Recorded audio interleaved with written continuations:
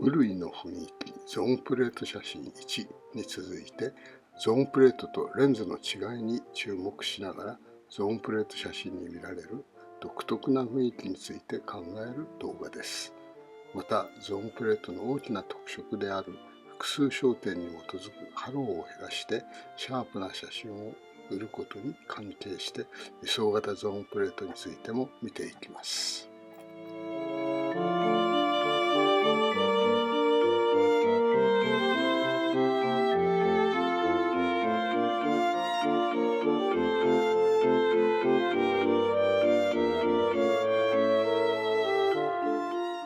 レンズとゾーンプレートの大きな違いは何でしょう。普通言われているのは、レンズは光の屈折によって像を作り出すのに対して、ゾーンプレートは光の解説によって像を作り出すということです。これはもちろんその通りです。しかし、屈折というのは幾何工学で、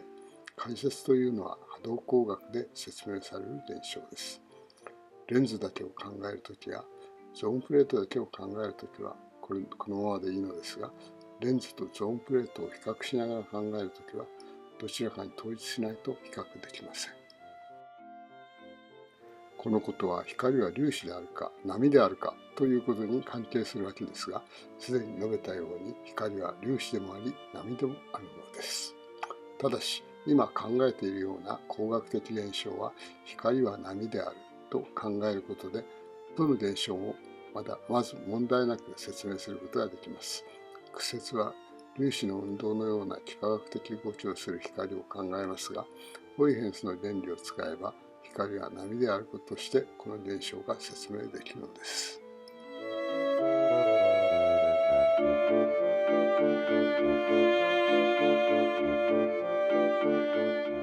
それでは写真を撮るということは一体何をしているのか考えてみましょう。これは被写体上にある一点からの光を像面上の像点に集めて、そこで建設的干渉を起こして光源の点に対応する像点を作り出すことです。これはレンズでもゾーンプレートでも同じことです。レンズにおける屈折とゾーンプレートにおける解説は一体何が違うのでしょう。その違いは、像点に集まる光の位相が一致するようにして建設的干渉を起こすようにする方法にあるのです。いずれの場合も光は同じ光ですから、レンズを通ってもゾーンプレートを通っても同じ振る舞いをするはずです。レンズやゾーンプレートの面上の異なる点から出発して焦点に集まった光の素連波の位相を同じにして、そこで建設的干渉を起こすようにするのはどうしたらよいでしょう。素連波とは、1で説明したように同一波面上のあらゆる点から飛び出してその崩落面が続く波面を作り出す仮想的な波のことです。そのためには2つの方法が考えられます。一つは素連波それぞれについて何らかの方法で光の速さをコントロールして、同じ波面の上の点は経路の長さが変わっても同じ時間で焦点に出して、その時位相が一致しているようにする方法です。もう一つは、すべての素連波を使うのではなく、像点で位相が一致する素連波だけを集めて、他の素連波はカットしてしまう方法です。これが後に説明するゾーンプレートの方法です。それではまずレンズにおける屈折について見てみましょう。屈折は左の図に書いてあるように起こります。屈折率が N1 であるような領域から屈折率が N2 であるような領域に光が進むときに、光の進む角度が下に書いてあるスネルの法則に従ってθ1からθ2へ変わるのが屈折です。スネル法則は幾何工学の法則ですが、幾何工学の範囲内では屈折率 N1 や N2 は一体何を表しているのかということも、スネルの法則は光のどういう性質から出てくるのか分かりません。そこでこの問題を波動工学で考えてみます。1で説明した位相、干渉、ホイヘンスの原理を使えば、右の図の下に書いてあるように sinθ1 とサインスイター2の比が最初の領域と次の領域の光の速さの比 v1 割る v2 で表されることが簡単にわかります。境界に対して波が斜めに進んできて、ある波面が境界に入るときにできる素電波の進む速さが v1 から v2 に変わるので、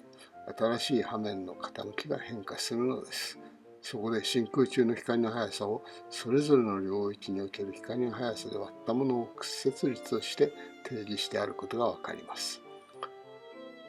真空中や空気中の光の速さはほぼ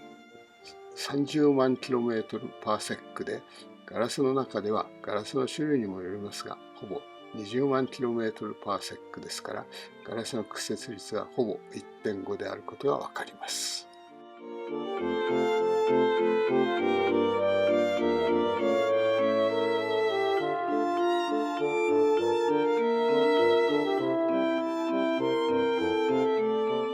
今、ある点光源を出た光がレンズを通り抜けた後に、どのようにして点光源の像を作るのか、要するにこの光がどのようにして像点で建設的干渉を起こすのかということを考えます。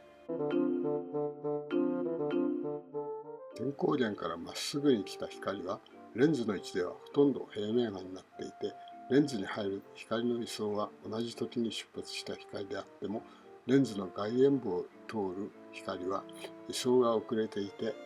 その後光軸上の像点に到着するときにはさらに位相が遅れてしまいます。このままでは像点に達するときに建設的干渉は起こさなくなります。そこで位相を一致させるために、光源の点から像点までの距離が短い部分には途中に光速が遅くなるものを置くことが有効です。このためには中心ほど厚くしたガラスを置くのが適当で、これが凸レンズの原理です。こうすれば図のように同時に光源の点を出た光は同時に像点に到達することのために位相が一致していて建設的干渉が起こります。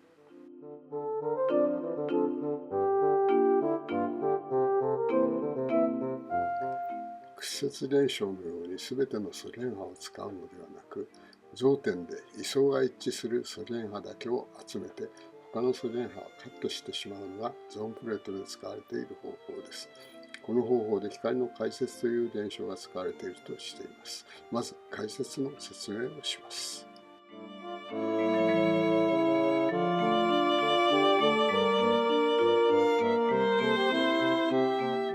解説は17世紀にフランチェスコ・マリア・グリマルディによって発見されてディフラクションと命名された現象で、左側の図のように光が障害物の横を通るときに、直進光なら到達するはずのない障害物の裏側にも光が回り込む現象です。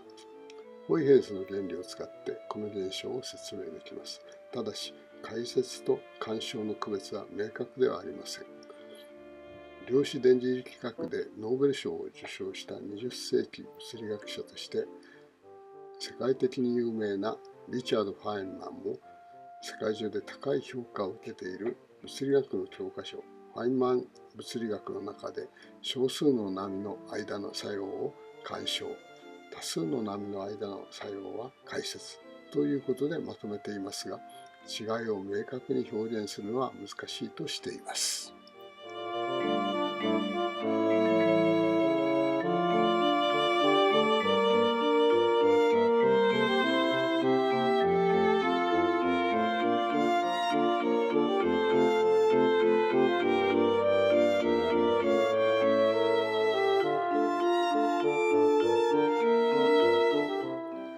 ゾーンプレートにおける光の収束の説明です。ゾーンプレートによる解説は、主として1波長だけずれている同位相の素電波同士の干渉、一次解説光によるものです。これに対して屈折はいわばゼロ次解説光だけを使って、その中でそれぞれの素電波の高速度をコントロールして位相を合わせているので、波長ずれのない完全同位相の素電波同士の干渉であると言えることとの違いです。このために干渉を起こすソ連波の出発する間隔の違いによって波の進む方向が違います。上の図のように間隔が狭いほど大きな角度で曲がります。そこで光軸上に焦点を決めてソ連波の出発する波面を決めると、下の図のようにゾーンプレートの透明ゾーンの位置が決まって、あらゆる点からのソ連波は焦点で位相が一致するようになります。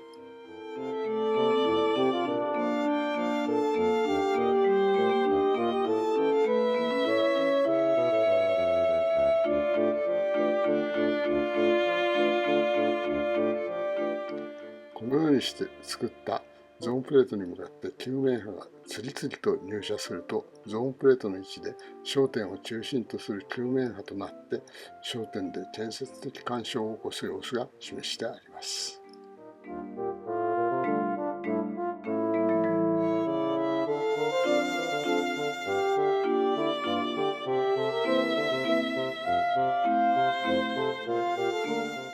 この図では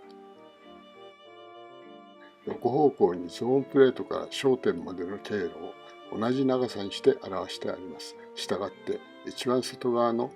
第5ゾーンを通った光は距離が長いので焦点に遅くつくように書いてあることに注意してください。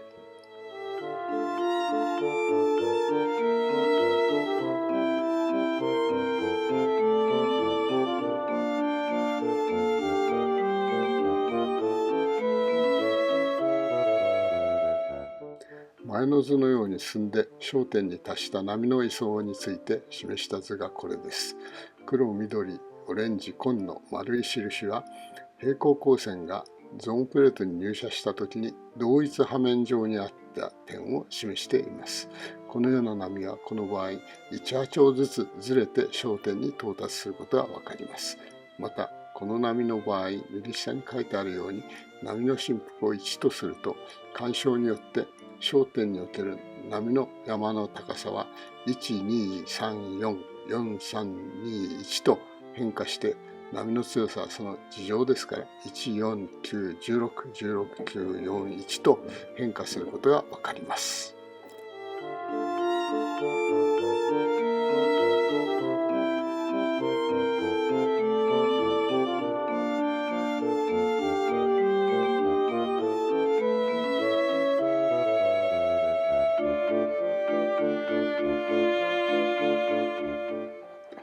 ゾーンプレートにおける光の挙動が分かりましたが、これらの挙動の結果は写真にどのように現れるか検討しましょう。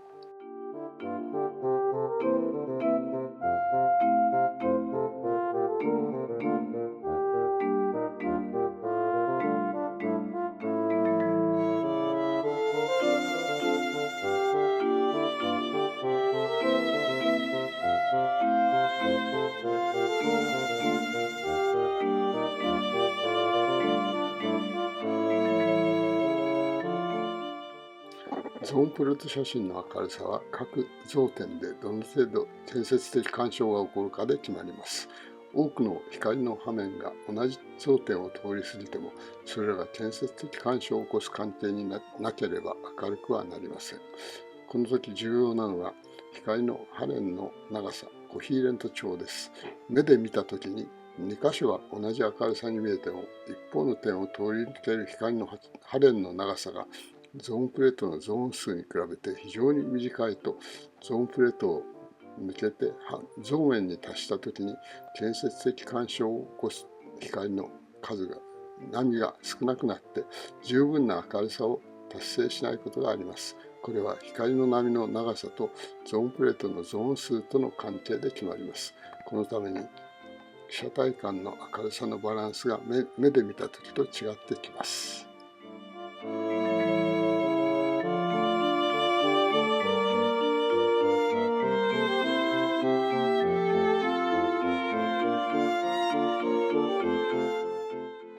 撮影に使うゾーンプレートのゾーン数が大きい場合、小さい場合と比べて背景がとても暗く映ることがあります。背景光の波連長がゾーン数×波長に比べてかなり短かったものと思われます。これは多肉植物エケベリアのゾーンプレート写真で焦点距離 100mm、左はゾーン数9、右はゾーン数39のゾーンプレートを使っています。いずれの場合も ISO 値は2500ですが、右の写真の場合、全体の光量は大きいものと考えられますが、背景は暗くなっています。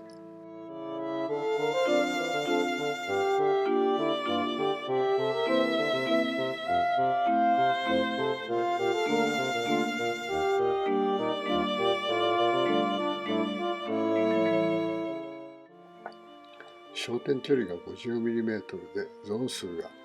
9、27、81のゾーンプレートで撮ったヘクソカズラの写真です。奥にある葉っぱの様子などはゾーン数が少ない方がはっきりしています。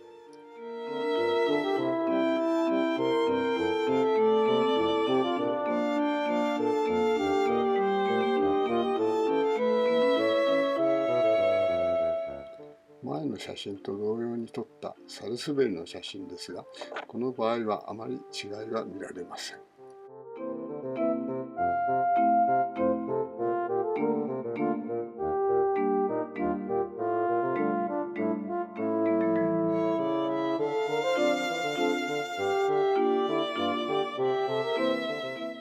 同じくマリーゴールドの写真です。この場合はゾーン数が大きいと背景がややはっきりしない様子が見て取れます。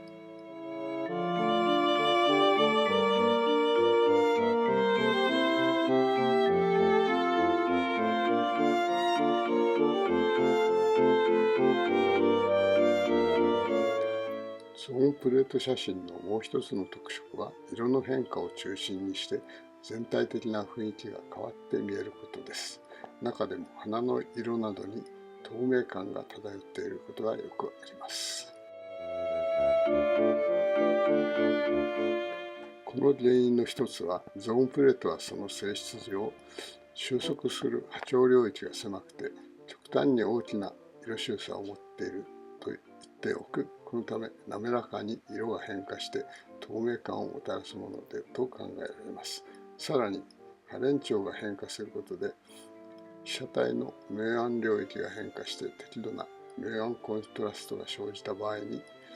透明感が際立ってくることがあるとも思われます。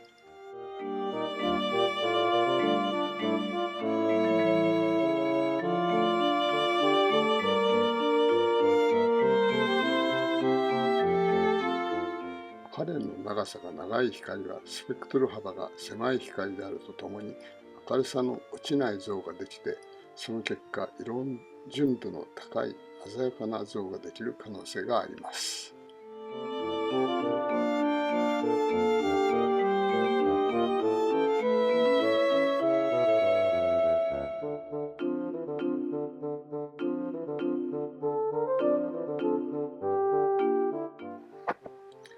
ハレンの長さと波長分布の広がり幅の模式図です。ハレンの長さが長い場合、狭い波長範囲の光が組み合わさっていて、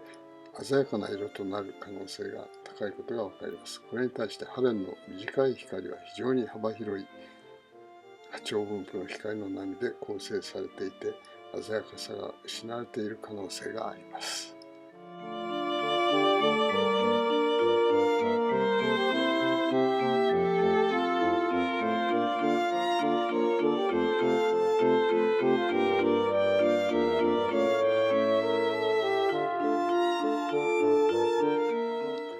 透明感が強く現れた花の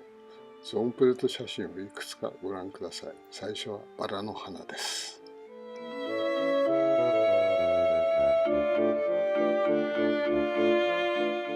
透明感と黒い背景が際立って見えるベニジウムの花壇です。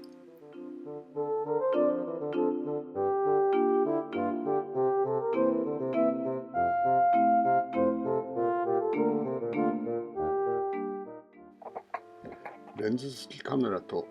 ゾーンプレートで撮影した角アジサイの雰囲気の違いをご覧ください。ゾーンプレート写真における黒い背景と透明感が際立っていることがわかります。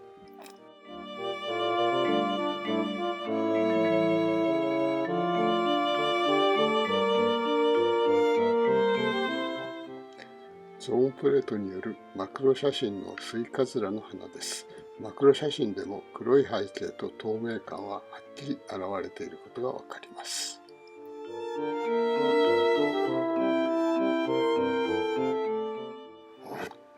基本的なゾーンプレート写真はここまでに示したような1次以上の光磁解説光による振幅型ゾーンプレートと呼ばれるものです。このゾーンプレートでは不透明ゾーンで入射光の半分をカットしており、また建設的干渉を起こしている光の波といっても、その位相が完全に一致しているわけではないこともあって、像がやや不鮮明になっています。これらの点を改良した位相型ゾーンプレートが存在します。不透明ゾーンの存在によって光量が減るのを抑えたゾーンプレートを位相反転型といい、不透明ゾーンを透明にして、そのゾーンの中央を通過した光は焦点に達したときに建設的干渉に寄与するように、本来の経過時間よりも半波長分だけ進むか遅れるようにしてあります。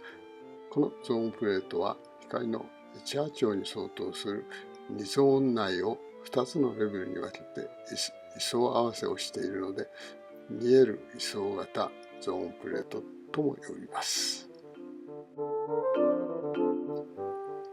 これに対して指定した波長の波について位相を完全に合わせるように光の通過時間を補正したゾーンプレートをキノホームと言います。キノホームは至るところで位相が合うように連続的な補正を行っていますが、実際はそれほど連続的な補正が必要ではないので、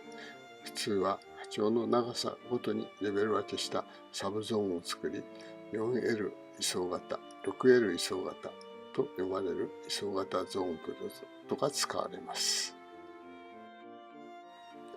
この図は基本的な振幅型ゾーンプレートと最も単純な位相型ゾーンプレートである位相反転型ゾーンプレートにおいて位相の変化がどのように起こるかを示した図です。隣り合う3つのゾーンである透明ゾーン、不透明ゾーン、透明ゾーンに入射する光の軌跡を描いてあります。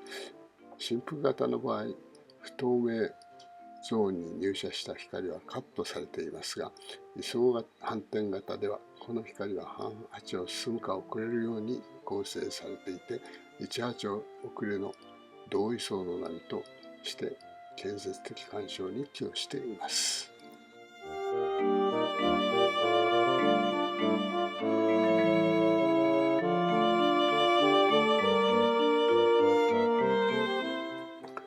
振幅型、位相反転型、高レベル位相型ゾーンプレートの順に建設的干渉に寄与する光の波が増える様子を示してあります。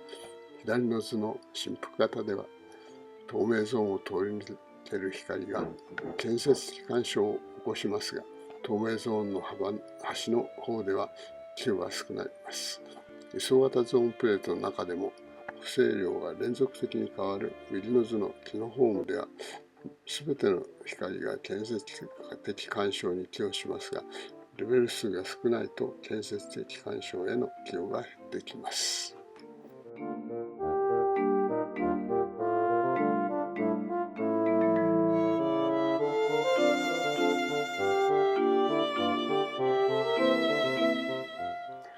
位相型ゾーンプレートのキノフォームでは、入射する平行光線の波長を決めたときに、その入射光線のうちなるべく多くがゾーンプレートの焦点において建設的干渉を起こすように位相補正を行います。ただし、この補正量はゾーンプレート面上で半径方向に連続的に変わりますが、実用上は完全に連続的に変化させなくても十分な結果が得られます。いろいろな位相型ゾーンプレートにおける位相補正量を描いたのはこのグラフです。ここではゾーン数が9の振幅型ゾーンプレートに対する補正量についてのグラフを書いてあります。左上の A 図はここで考えるゾーンプレートと同じ大きさの円形透明領域に平行光線が入射したときに、円形領域上の各点から出た素電波は円形領域の中央から出た素電波に比べて位相がどれほど遅れるかを表したグラフです。増数が9であることから分かるように、円形領域の縁では位相が5波長分だけずれていることが分かります。この値は半径の事情に比例した値になっています。この位相遅れで補正するには、この曲線を上下逆にしたビーズの値を足せばよいことは明らかです。ところで、ゾーンプレートの場合、焦点において建設的干渉を起こすために、ゾーンごとの位相について光の波長の整数倍の違いを認めていますから、この補正量のグラフの値から波長の整数倍を引き去って、残りが波長の大きさの範囲に収まるようにすればよいので、シーズのような結果が得られます。これがキノフォームにおける位相補正量になっています。あとはこの補正量を近似して2レベル、4レベル、6レベルに分けると D、E、F のような補正量が得られます。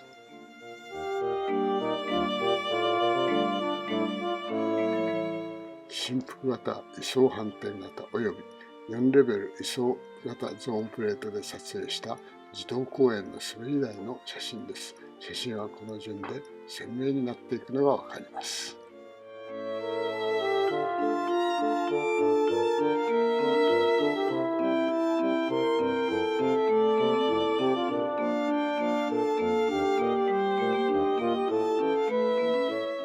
花が咲く前の南天のつぼみを焦点距離 50mm ゾーン数14、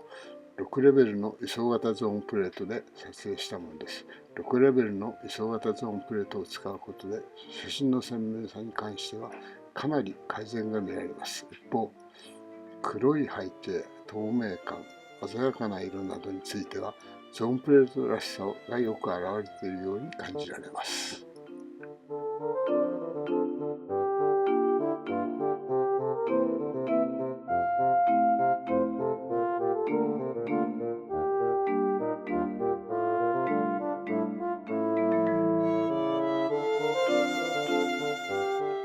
最後までご覧いただきありがとうございます。レンズを使わないで撮るゾーンプレート写真、見えない光で撮る赤外線写真、紫外線写真を主要な対象にしている本チャンネルアトリエボンリューを今後ともよろしくお願いいたします。